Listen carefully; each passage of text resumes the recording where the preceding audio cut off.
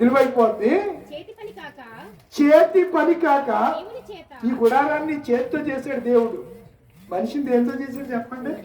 మట్టిని తీసుకుని చేతులతో రూపాన్ని చేశాడు. అందుకే చాలా క్లియర్ గా బైబిల్ అద్భుతమైనటువంటి గ్రంథం అండి. మనిషి డార్విన్ సిద్ధాంతలాగా పరిణితి చెందడం కాదు, దేవునిలో నుంచి వచ్చాం మనం. ఇందాక కూడా అదే మనం జ్ఞాపకం చేసుకున్నాం. ఆదాము ఎవరి కుమారుడు? దేవుని కుమారుడు. మనం అందరం దేవుడి పిల్లలమని ఎవరు చెప్పారు? యేసయ్య చెప్పాడు. మోషే గారు ప్రార్థన చేస్తూ, ప్రభువా తరతరాలకు మాకు నివాస స్థలము అంటే మన స్థలం ఏది? భూలోకం మన స్థలం కాదు, మన నివాస స్థలం పరలోకం. అందుకే మోషే నెబో పర్వతం దగ్గర ప్రార్థన చేస్తూ ద్వితీయోపదేశకాండం 34వ అధ్యాయము 7వ వచనం. ద్వితీయోపదేశకాండం 34. మోషే చనిపోయినప్పుడు 120 సంవత్సరాలు ఈడు కలిగిన వాడు, సంవత్సరాలు కలిగిన వాడు. దీనికి ఎన్ని సంవత్సరాలు ఉంటాయో నాకు తెలియదు. మోషే గారి గురించి మటుకు బైబిల్లో నాకు తెలీదు, కానీ మోషే గారి గురించి బైబిల్లో రాయబడింది కాబట్టి నాకు తెలుసు. ఎన్ని సంవత్సరాలు బతికాడని? 120 సంవత్సరాల ఈడు కలిగిన వాడు 120 సంవత్సరాలు బ్రతికాడు. అతనికి దృష్టి మాంద్యము లేదు. ఏంటి? హృదయం గారికి కూడా కలజోడు లేదు. ఏ బాధ్యం లేదంట? దృష్టి బాధ్యం అంటే కన్నులు. రాత్రి మనం ధ్యానం చేశాం కదా, ఏంటి? విజన్, దృష్టి, ఇంద్రియం ప్రధానం అంటారు. కను దృష్టి బాగా ఉంటే మంచిది కదా, లేకపోతే గుడ్డోళ్ళగా తడుకోవాల్సిన పరిస్థితి. లేకపోతే కనపడకపోతే బైబిల్ అన్ని ఏం చదువుతాం? తప్పులు చదువుతాం. ఏదో కలిపేస్తాంలే. ఎందుకు ఈ విషయం చెప్తున్నానంటే, మోషే 90వ కీర్తనలో ప్రార్థన చేశాడు. అంటే ద్వితీయోపదేశం చేశాడు. దానిని ఎక్కడ తీసుకొచ్చి పెట్టారు? కీర్తన గ్రంథంలో తీసుకొచ్చి పెట్టారు. 90వ కీర్తనలో మధ్యలో పెట్టారు. పెట్టి మోషే చేసిన ప్రార్థన అని పైన ఫుట్ నోట్లో ఉంటుంది, మీరు చూడండి. నేను ఇంకా బైబిల్ తీయలేదు, చెప్పేస్తాను. ఫుట్ నోట్లు ఏముంది? ఏ జనుడంట? అబ్బా ఎంత మంచి బిరుదండి, దైవజనుడు. దేవుని ప్రతినిధి అయిన మోషే చేసిన ప్రార్థన, ప్రభువా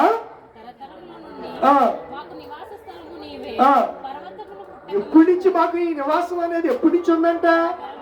పర్వతములు, పుట్టములు, భూమిని, లోకములు పుట్టింపకు మునిపే నువ్వు పరలోక రాజ్యములో మమ్ముని మీరు ఏర్పాటు చేసుకున్నారు. పరలోకంలో మనం ఉన్నాం. పరలోకము నుంచే భూమి మీదకి తల్లి గర్భం ద్వారా ఒక శరీరంలోనికి వచ్చాం. అందుకే దావీదు అంటాడు 139:16 అనుకుంటా. 139:16. ఎప్పుడు చూసా ఎటువంటి గారిని? మనల్ని ఎప్పుడు చూశాడు దేవుడు? చూడకపోతే ఎప్పుడో 3 నెలలు ఎప్పుడైనా తల్లి గర్భంలో వచ్చి కింద జారి పడిపోయే పరిస్థితి. కానీ దేవుడు మన తండ్రిని ప్రేమించి గర్భంలో మనం నిలబెట్టి ఈరోజు ఈ శరీరం ఇస్తే, ఈ శరీరం సజీవంగా దేవునికి సమర్పించడానికి బదులు దేహమందులను దేహాన్ని విడిచి ఇష్టంగా బ్రతకడానికి బదులు మన ఇష్టాన్ని నెరవేర్చుకోవడానికే జీవితకాలం అంతా సరిపోతుంది. కానీ మోషే అంటున్నాడు, ప్రభువా తరతరాలకు, ఆయన 120 సంవత్సరాల్లో ఆయనకి ఏమి లేదంట? దృష్టిమాన్యం లేదు. ఒక్కొక్కరు ఒకరు తీసుకుని రెడీ చేసుకోవాలన్నమాట. అతనికి ఏం తక్కలేదు. ఇప్పుడు మనకి అన్ని ఇందాక చెప్పాను కదా, కూర్చుంటే నడువు నొప్పి, నిలబడితే కాళ్ళు నొప్పి, మోకాలు నొప్పులు, ఇంక అన్ని నొప్పులే మనకి లేని నొప్పి అంటే ఏమీ లేదు. ఇంక ఏమనంటే కూర్చోలేకపోతున్నాం బాబా, కూర్చోలేకపోతున్నాం. కానీ బైబిల్ని మనం చాలా జాగ్రత్తగా పరిశీలన చేసినప్పుడు చాలా అద్భుతమైనటువంటి విషయాలు 120 సంవత్సరాలు బ్రతికిన మోషే గురించి చాలా చక్కగా లిఖితం చేయబడింది. సత్తువు తగ్గలేదు, దృష్టిమాన్యం లేదు. ఇశ్రాయేలు మోయాబు మైదానంలో మోషేని బట్టి ఎన్ని దినాలు చదివారంట? 30 దినాలు. ఎవరిని బట్టి? ఇశ్రాయేలు ఎవరు చనిపోయినా 30 దినాలు, యాకోబు చనిపోయినప్పుడు కూడా 30 దినాలు యాకోబు బాడీని అక్కడ ఉన్న సుగంధ ద్రవ్యాలతో ఆ ఐగుప్తు దేశంలో డాక్టర్స్ దాన్ని సిద్ధపరిచి కణానికి తీసుకుని వెళ్ళారు. ఊరేగింపుగా బళ్ళు, గుర్రాలు, రౌతులతో తీసుకొచ్చి ఆ మమ్రే దగ్గర ఉన్నటువంటి సింధూర వృక్షం దగ్గర యాకోబు, అబ్రహాము, ఇస్సాకు, షేరా, లేయా, రాహేలు వేరే చోట పాతి పెట్టబడింది. వీళ్ళందరూ కూడా ఒక్క చోటనే పాతి పెట్టబడ్డారు. చనిపోయినప్పుడు వాళ్ళందరూ కోరారు ఏంటంటే, మీరు మమ్మల్ని మా పితరుల దగ్గరే భూస్థాపన చేయాలి. చాలా మంది పెద్దలు మా ఊరు తీసుకెళ్ళిపోండి, కూతురుల దగ్గర ఉన్న నాకు మాతృమోక రూబేర్ గారు అని మా ఊర్లో నాకు మావయ్య అవుతారు, చాలా ఆశపడి అయినా ఒకటే ఒక కుమార్తె హైదరాబాద్లో. అలా అల్లుడి గారు హైదరాబాద్లో పెద్ద బ్యాంకు మేనేజర్, చాలా మంచి ఉన్నతమైన ఫ్యామిలీ. ఆయన శేఖరు, ఒకవేళ నా కూతురు ఒక గవర్నమెంట్ తీసుకొస్తే ఇబ్బంది పడదు, నన్ను నువ్వైనా సరే నీ సొంత డబ్బులు పెట్టుకుని సాగుపాటు తీసుకొచ్చి సాగుపాటులోనే సమాజ్ చేయాలని కోరాడు ఆయన. అలాగే తీసుకొచ్చి చేసాం. అంటే కొంతమందికి తమ పితరుల దగ్గర, పితరులు ఎక్కడైతే భూస్థాపితం చేయబడ్డారో అక్కడే పాతి పెట్టమని కోరుతూ ఉంటారు. అది యాదృచ్ఛికమో లేకపోతే వాళ్ళు అలా అనుకుంటున్నారో తెలియదు, కానీ బైబిల్ ఏం చెప్తుందంటే తప్పనిసరిగా పితరుల దగ్గరికి చేర్చబడాలి, పితరుల దగ్గరికి చేర్చబడాలి. అలా భక్తులందరూ కూడా అలాగా అడిగి తమ బిడ్డల చేత వారి పితరుల దగ్గర భూస్థాపితము చేయబడ్డారు. అందుకే సొలొమోను గారు అంటాడు, ఒకని జన్మదినము కంటే చెప్పండి మేలా. మనం బాధపడతాం కదా, మేలేనా? మనిషి అంటే ఆధ్యాత్మికంగా ప్రభువులో ఉండి చనిపోతేనే మేలు, ధనవంతుడిలాగా చచ్చిపోతే దుఃఖము, నరక యాతన. ప్రభువులో ఉండి చనిపోతేనే మేలండి మామూలు. అందుకే పౌలు గారు ఏమంటాడు, దేహం అందున్నాను అంటే ఎవరికి ఇష్టంగా బతకాలి. అందుచేతనే ఆ ధనవంతుతోటి కుమారుడా, నీవు నీ ఇష్టానుసారంగా భూమి మీద బతకవన్నాడు. మాట చదవండి, ఎక్కడుంది? లోకా సువార్తలో. త్వరగా చూడాలి, భోజనాలు టైం అయిపోతుంది. ఇప్పుడు షుగర్ పేషెంట్లు ఉన్నారండి, గొడవ. చూడండి 16వ అధ్యాయం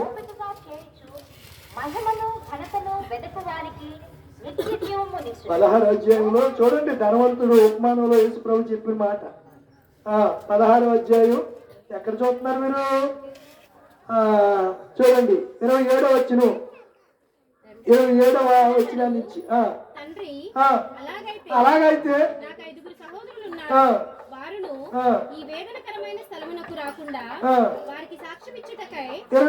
అందుకు అబ్రహాము, కుమారుడా, నీవు నీ జీవిత కాలమందు నీకు ఇష్టమైనట్లు బతికేసావు, తాగేసావు, తినేసావు, ఆడి మీద దెబ్బలాటికెళ్ళా, ఈడి మీద దెబ్బలాటికెళ్ళా, డబ్బుందని కన్ను విన్ను కానుకోకుండా ఇష్టానుసారంగా కూతురు ఏం తెస్తాలో, భార్యని ఏమనాలో తెలియకోకుండా ఒకసారి తాగేసాక ఈడు ఏం మాట్లాడుతాడో తెలీదు. తాగేసి అలాగే ఇంకా తల్లి ఉండదు, పిల్లలు ఉండదు. కొంతమందికి అలా తిట్టేవాళ్ళు ఉన్నారు, ఇప్పటికి కూడా ఉన్నారు. వాళ్ళని చూసి దేవుడు చాలా బాధపడతాడు. అందుకే మనల్ని ఏమన్నాడంటే, ఎప్పటి నుండి ఎవరైతే ప్రభువులో ఉండి చనిపోతారో వారు మాత్రమే. చాలా మంది దీన్ని అందరికి అప్లై చేస్తూ ఉంటారు. ప్రభునందు మృతులు ధన్యులే. ఎవరిలో ఉండి చనిపోతే? ప్రభునందు చనిపోతే, విశ్వాసం నుంచి చనిపోతే, నిరీక్షణ కలిగి భూమి మీద 108 సంవత్సరాలు బ్రతికాడు. ఎవరు? మోషే. అందుకే రోజు మికాయేలుతో గొడవ పెట్టేసుకున్నాడు. ఎవడు? లూసిఫర్. ఏమని? ఎక్కడున్నది? దానియేలు గ్రంథం ఎక్కడుంటుందమ్మా? యోధా పత్రికలో ఉంటుంది. యోధా పత్రిక తీయండి. ప్రకటన గ్రంథానికి ముందు ఉంటుంది ఒకే ఒక్క పేజీ. ఇలాంటి స్మారక కోటాల్లో ఈ వాక్యాలు మనం ధ్యానం చేసుకోవటం, తెలుసుకోవటం,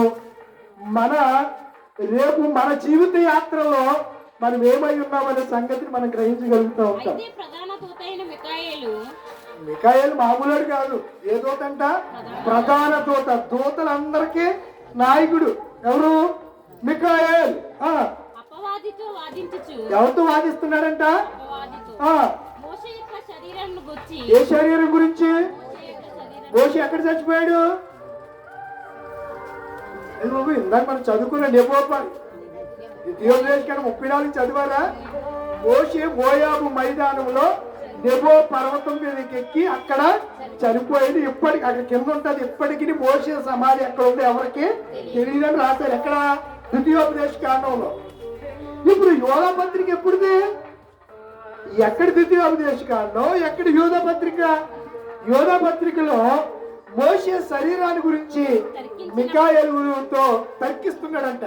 దూషించి తీర్పు తీర్చ తెగింపక ప్రభు నిన్ను గద్దించును గాక నేను. ఎవరన్నారు? మోషే అన్నాడా? నీకు దండం రా నాయన. మికాయేలు అన్నాడు. ఎవరితో? నువ్వు లూసిఫర్ని మికాయేలు అన్నాడు. అపవాది. అపవాది అంటే లూసిఫరే. లూసిఫర్ని మికాయేలుని ప్రధాన దూత ప్రభు నిన్ను గద్దించో తగ్గిస్తున్నాడు. ఎవడు? చూడండి, మందేసినతో మనం మాట్లాడలేం. ఆడు ఒకటి మనం ఒకటి అంటే ఆడికి ఎక్కడి నుంచి వచ్చేద్దో మరి సప్ల తెలియదు. కానీ ఎక్కలేని మాటలన్నీ వచ్చేస్తాయి ఇంకా ధారాళంగా. మాట్లాడుతూనే ఉంటాడు. వసవసి పెట్టలాగా తెగ మాట్లాడుతూ ఉంటాడు. ఇంకా ఆ టైంలో ఏం మాట్లాడుతుంది తర్వాత ఎవరైనా తాగేసేసి మాట్లాడింది తెలీదా? అన్నీ తెలుసు. తాగినోడికి తెలియదంటే ఏది? తాగినోడు కరెంట్ తీగలు కట్టుకోమన్నట. ఇంటి కట్టుకుంటాడు. బలి చెప్తాడు తమ్ముడు. ఇంటి కట్టుకుంటాడు. తెలుసు పట్టుకుంటే. మరి దేవుని మాట వినకపోతే చచ్చిపోతాడని కూడా తెలుసు. అందుకే యోహాను సువార్త 5వ అధ్యాయం. యోహాను సువార్త 5వ అధ్యాయం చదువు లేఖనాల్లోంచే. నేను డెప్త్గా వెళ్ళట్లేదు. చూడండి, నా మాట విని 24వ వచనం.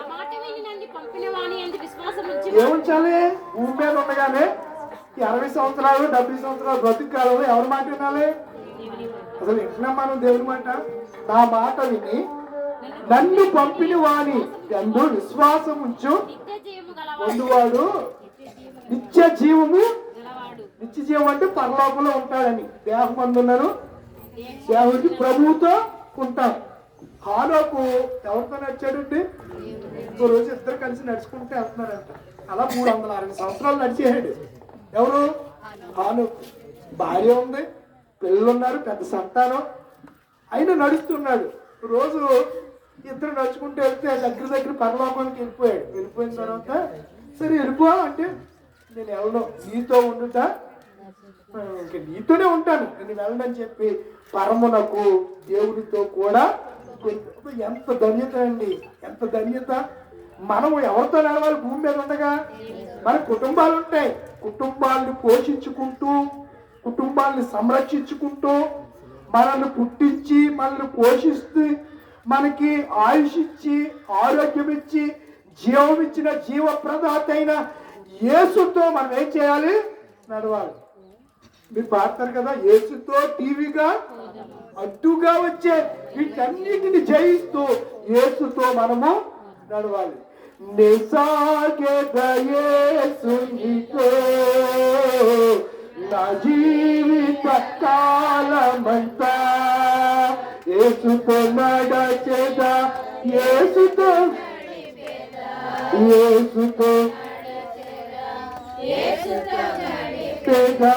పరమును నేరుగా హాలోకు సాగేదా నిసాగేదా నా జీవిత. మన భూమి ఉండగానే మనము ఎవరితో సాగాలి? ఎవరితో నడవాలి? ఎవరిని కలిగి ఉండాలి? యేసయ్యని. అప్పుడే ఆయన మనతో చెప్తున్న మాట ఏంటనగా, నేను స్థలములు సిద్ధపరచ వెళ్ళుచున్నాను, నేనుండు స్థలములో నీళ్లు ఉండులాగిన నేను మరలా వస్తాను. Come back. నేను మరలా తిరిగి వస్తాను. మరలా వచ్చి అప్పటి వరకు మీరు సజీవం కొట్టి మిమ్మల్ని తీసుకెళ్తాను. చివరిగా తెస్సలోనికి రాసినటువంటి మొదటి పత్రిక 4వ అధ్యాయం. చాలా సార్లు సహోదరులారా మీరు దుఃఖపడకుండా నిమిత్తము ఏదైనా వెళ్ళాగనంట అంటే కొంతమందికి లేదా నిరీక్షణ, ఎదురు చూపు లేదా, పరలోకం ఉందని, పరలోకంలో మన వాళ్ళు ఉన్నారని, వారిని ఒక దినాన్న చూస్తామనే నిరీక్షణ లేని ఇతరుల వల్లే దుఃఖపడకుండా నిమిత్తము వాళ్ళు చనిపోలేదు, నిద్రపోతున్నారు. నిద్రపోయిన వాళ్ళు లేస్తాడా లేకడా? లేపితే లేస్తాడు. ఎవరు లేపుతారు? ఎప్పుడు లేపుతాడు? ఆయన మధ్యాకాశం. మాటలన్నీ కింద ఉంటాయి, అన్ని చదవద్దు, నేను చెప్పి మాటలు చదవండి. మీకు తెలియకుండా మాకు ఇష్టము లేదు. యేసు మృతి పొంది తిరిగి లేచినని మనము నమ్మిన ఎడల అదే ప్రకారము నిద్రించిన వారిని ఆయన లేపుతాడు అన్నమాట. ఎప్పుడంట? 15వ వచనం. మేము ప్రభు మాటను బట్టి మీతో చెప్పినది అనగా ప్రభువు రాకడ వరకు సజీవులో నిలిచిండు మనము నిద్రించిన వారి కంటే, అంటే ఎటువంటి గారు ఎటువంటినా ఆయనకంటే ముందుగా ఆయన రాజ్యము చేరము, ఆయన సన్నిధికి చేరము, ఆర్భాటముతోను దేవుని ఘోరతోను. ఎవరొస్తారు? పరలోకం. ఇంతకీ పరలోకం ఎక్కడుంది? చాలా సార్లు చెప్పాను. పరలోకం ఎక్కడుంది చెప్పాలి మీరు. పరలోకం పైనే ఉంది. పరలోకం పైన ఉన్నది అంటానికి నిదర్శనం ఏంటి? బైబిల్లో బేస్ ఉందా? ఎందుకు లేదు? స్టెఫన్ రాళ్ళతో కొడుతుంటే ఏం చూశాడు ఆయన? ఇలా పైకెత్తి చూస్తే ఆకాశం చీల్చబడుతూ యేసు ప్రభు వారు ఆకాశం పైన నిలబడి ఉండిటయు చూసి గొప్ప శబ్దముతో స్తోత్రం చేసి, ప్రభు వారు వీళ్ళు ఏం చేస్తున్నారు వీళ్ళకి అంటే పైన ఏముంది? ఒకప్పుడు పరదేశు ఉండేది. పాతాళము, పరదేశు, పరలోకం. పాతాళంలోనే పరదేశం ఉంది అని ఎలా చెప్తున్నావు అంటే లూకాసు వార్తలో ధనవంతుడు ఎక్కడున్నాడు? పాతాళంలో ఉన్నాడు. లాజరు ఎక్కడున్నాడు? పరదేశులో అబ్రహాము. మీరు బైబిల్ చదువుతుండే అక్కడ క్లియర్గా రాయబడి ఉంది. ఏమని? లాజరు దేవదూతల చేత పరదేశులకు కొనిపోబడెను, ధనవంతుడు నరకంలోకి వెళ్ళిపడ్డాడు. పాతాళం ఈ కిందకి అంత వెళ్తే అంత శూన్యం. దీని కింద ఏముంటది? అగ్ని ఉంటుంది. అగ్ని మనకి ఎక్కడి నుంచి వస్తుంది? వంటలు చేశారు, గ్యాస్ ఎక్కడి నుంచి వస్తుంది? భూమిలో వచ్చింది. అంత అగ్నిమయం. కింద బ్లో అవుట్, గ్యాస్ నిక్షేపాలు, ఖనిజాలు, లేకపోతే బంగారం, వెండి, ఇవన్నీ ఎక్కడి నుంచి వస్తున్నాయి? ఈ భూమిలోనే దేవుడు ఇవన్నీ పెట్టేశాడు. పెట్రోల్ ఎక్కడి నుంచి వస్తుంది? భూమిలోంచే. డీజిల్, ఆయిల్, ప్రతిదీ భూమిలో వచ్చే దేవుడు మనకి ఇస్తున్నాడు. యేసు ప్రభు వారు ఈ యోహాను సువార్తలో ఆయన చనిపోయే వరకు పరదేశం ఎక్కడుండేది? పాతాళంలోనే ఓ అప్పర్ ప్లేస్ లో ఉండేది. ఎప్పుడైతే ఆయన చనిపోయాడు, ఆయన చెరగా పట్టుకుని ఈ ఆత్మలన్నింటిని తీసుకుని ఎక్కడికి వెళ్ళిపోయాడు? పరలోకం. ఇప్పుడు పరలోకం ఎక్కడుంది? పైన ఉంది. ఇప్పుడు ఎవరన్నా చనిపోతే, క్రీస్తునందు చనిపోతే వారు డైరెక్ట్ ఎక్కడికి వెళ్తారు? పరలోకంలోకి వెళ్తారు. పరదేశంలోకి వెళ్ళవలసింది. అందుకే అంటాడు ఇక్కడ చూడండి, యోహాను సువార్త 5వ అధ్యాయం. యోహాను సువార్త 5వ అధ్యాయం ముగిస్తున్నారు. యోహాను సువార్త 5వ అధ్యాయము 24వ వచనం. పంపిన వారి అందు విశ్వాసం ఇచ్చేవాడు నిత్యం. వాడు ఎక్కడి నుంచి ఎక్కడికి వెళ్ళిపోతాడు? మరణములో నుండి నిత్యత్వంలోనికి వెళ్ళిపోతాడు. ఎవరు? ఆయన మాట విన్నవాడు. మీరు గమనించాలి. ఇక్కడ ఎవడు పడితాడు వెళ్తాడు అనుకోకండి. నా మాట విని నన్ను పంపిన వాని అందు విశ్వాసం ఉంచువాడు మాత్రమే ఎక్కడికి వెళ్తాడు? నిత్య జీవంలోనికి, పరలోకంలోనికి వెళ్తాడు.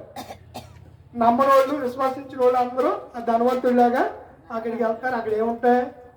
ఏర్పును పండ్లు కొనుక్కుంటా యుగయుగాలు అగ్ని చేత కాల్చబడమే. అంటే ఆత్మకు ఏం లేదు? మరణం లేదు. ఆత్మకు చావు లేదండి. జీవాత్మ అన్నారు. అందుకే దీన్ని జీవించే ఆత్మ. అందుకే దేవుడు మంచి చెట్లు తెలుగునిచ్చి వృక్షఫలాలను ఏమి ఎందుకంటే మనం ఏమంటామంటే ఒకవేళ చెట్టు వేయలేదనుకోండి, చెట్టు వేసి ఆ ఫలాలు అక్కడ పెట్టలేదనుకోండి, మనకు తింటానికి అవకాశం ఉండదు. చెట్టు ఉన్న తినకుండా ఉన్నవాడు గొప్పవాడు అంతే. చెట్టే లేకపోతే పాపం చేయడానికి అవకాశం లేనప్పుడు నేను పాపం చేయలేదు అంటే ఎవడో చేయడు, చేయటానికి ఏం లేదు, అవకాశం లేదు. ఇప్పుడు దేవుని సువార్త ప్రకటింపబడుతున్నప్పుడు నువ్వు దేవుని సువార్త విని నమ్మకపోతే దేవుడు నిన్ను ఎక్కడ తీసుకొస్తాడంట? తీర్పులోనికి. ఒకవేళ వింటే మరణములో నుండి జీవములోనికి దాటి ఉన్నాడని నిశ్చయముగా నీతో చెప్పుచున్నాను. అర్థమైందా మీకు? అర్థమైందా? కనుక మనం ఎవరైనా విశ్వాసం ఉంచాలి. ఈ భూమి మన చాలా చిన్న జీవితం అండి, చాలా స్వల్పమైన జీవితం. మనం ఇంతలో కనబడి నీటి ఆవిరిని పోయి ఉన్నాం. గాలి బురగంటాడు, ఎప్పుడు పోతామో ఎవరికి తెలియదు. ఏదో దినాన్ని తప్పకుండా పాట పాడేస్తారు మనకి. పరదేశులమో ప్రియులారా మన పురమీది కాదు, బయట చేస్తుందేమో. అది ఎప్పుడు పాడుకుంటూ ఉండాలి. ఎందుకంటే మనది ఈ దేశం కాదు, మనము యాత్రికులము, పరదేశులు. సియోను మందిరం వాళ్ళు పాడతారు, పరవాసినినే జగమున ప్రభువా నడచుచున్నాను నా దారి నీవే నా ప్రభువా, నీ దరినే చేరెదను నేను, నీ దరినే. మాకు ఎవరు చెప్పండి? పరదేశులమును యాత్ర చేయడానికి వచ్చాం, బస్సు ఎక్కుతాం, ఏదో చోట దిగాలి. ముగిస్తున్నాను. ఒకసారి బాగా ప్రఖ్యాత గాంచినటువంటి శాస్త్రవేత్త ఆల్బర్ట్ ఐన్స్టీన్ గారు అమెరికా దేశంలో చికాగో నుంచి ట్రైన్ మీద వెళ్తున్నాడట. వెళ్తా ఉంటే టికెట్ ఎక్కడ పెట్టాడో తీసుకున్నాడు. టికెట్ ఎక్కడ పెట్టాడు కానీ టీసీ వచ్చాడు. మీకు ట్రైన్లో చేసినప్పుడు వెళ్ళినప్పుడు ఎవరు వస్తారో? టీసీ వస్తాడు కదా. టికెట్ అడిగాడు. ఈయన గొప్ప శాస్త్రవేత్త, ఆయన పుట్టినాడు, ఇప్పుడు పుట్టలేదు. ఆల్బర్ట్ ఐన్స్టీన్ గారు యూదుడు. ఆయన ఇజ్రాయెల్ దేశం అమెరికా వెళ్ళి సెటిల్ అయ్యాడు. ఆయన ఫ్యామిలీ ఎప్పుడూ అమెరికా వెళ్ళిపోయారు. యూదుల్ని ఈ హిట్లర్ తరివేసినప్పుడు అమెరికాలో వెళ్ళిపోయాడు. అక్కడే ఆయన తన జీవిత యాత్రలు అక్కడే ముగించేశాడు. ఆయన టీసీ వచ్చి అడుగుతాడు, మీ టికెట్ ఏదంటే ఈయన తన కోటు ఇవన్నీ నెట్టుకేసుకుంటున్నాడు. ఈలోపు టీసీ చూశాడు. చూసి అయ్యి బాబాయ్ మీరు గొప్ప శాస్త్రవేత్త అండి ఐన్స్టీన్ గారు, టికెట్ లేకపోతే పర్లేదు అని చెప్పి ఆయన ఇంకా ముందుకు వెళ్ళిపోయాడు. దీని గురించి తెలుసు. ఇప్పుడు ఎవరినైనా పెద్దవాళ్ళు అనుకోండి గమ్మున అడుగుతారా? తెలిసిన వాళ్ళని అడగం కదా. అలాగే ఆయన కూడా ముందుకు వెళ్ళిపోయాడు. ఈయన మరలా తిరిగి చెక్ చేసుకుని టికెట్లు తీసి మరలా ఈయన భోగికి వచ్చేటప్పుడు ఇంకా నెతుకుతున్నాడు. ఏంటండి మీరు ఎందుకు నెతుకుతున్నారు? పర్వాలేదు, మీరు దిగవలసిన ప్లేస్ ఏదో చెప్పండి, నేను అక్కడ ట్రైన్ని నేను ఆపుతాను, నేను దిగపెట్టిస్తాను అని చెప్పినా సరే లేదు లేదు నాకు టికెట్. ఎందుకు టికెట్ అడుగుతున్నా, ఎందుకు ఎదుగుతున్నారంటే నేను ఎక్కడ దిగాల ఆ ఊరి పేరు మర్చిపోయాను. ఆ ఊరి పేరు ఎక్కడ ఉంది? ఆ టికెట్ లో ఉంది. ఎక్కడుంది? ఆ టికెట్ లో ఉంది నేను దిగవలసిన ఊరు. చాలా మంది అక్కడి నుంచి ఇక్కడికి వస్తాం, మళ్ళీ ఎక్కడికి వెళ్ళాలో. అందుకే యశగారు ఊరికి పోయే త్రోవ మర్చిపోతున్నారంట.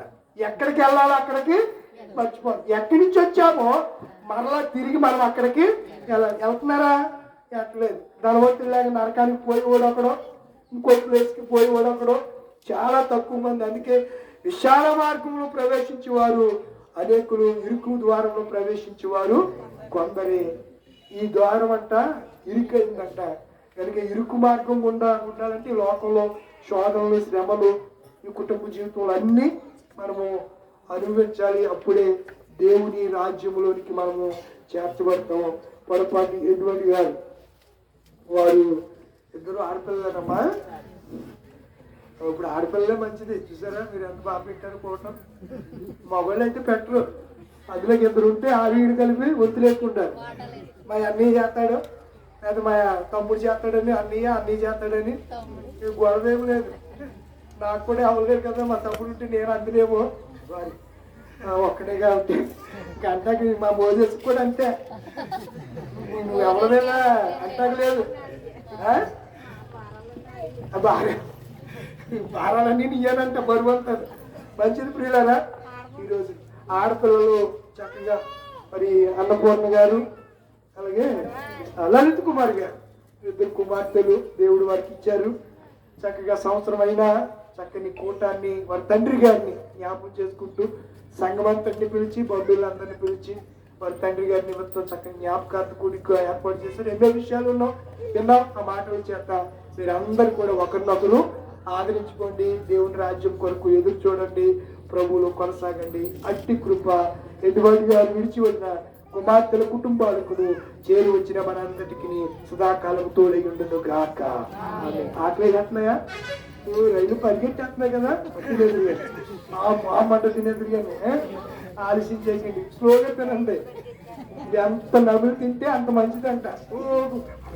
అవన్నీ రోడ్లో పెట్టేసుకుంటే కడుపు ఎంత వస్తుంది ఎదరికి. అరక్క గ్యాస్ వచ్చేసి అసలు ఇప్పుడు అందరికి మొన్న ఓ మంచి అంటుంది, బాబా గ్యాస్ పట్టేసింది బాబు, గ్యాస్ అందరికి ఏ జబ్బులు గ్యాస్ అరగని జబ్బు ఎక్కువైపోయింది. కాబట్టి స్లోగా నిదానంగా తినండి. దేవుడు మిమ్మల్ని దీవించిన గాక, ఎటువంటి గారు విడిచిపోయిన కుటుంబాన్ని ఆశీర్వదించిన గాక. చివరి ప్రార్థన చేసేసుకుంటాం. చల్లవచ్చండి, కళ్ళు పోసుకోండి. చివరి ప్రార్థన చేసేసుకుంటాం. పరిశుద్ధుడా పరమ తండ్రి జీవాధిపతి నీ కొందనాలు స్తోత్రాలు. పడుపాటి ఎటువంటి గారు నేను ఈ లోక యాత్రను ముగించుకుని ఈ సాన్నిధ్యానికి వచ్చి సంవత్సర కాలం అయిపోయింది ప్రభువా. ఆయనకి భూమి మీద భార్యనిచ్చారు, కుమార్తెలు ఇచ్చారు,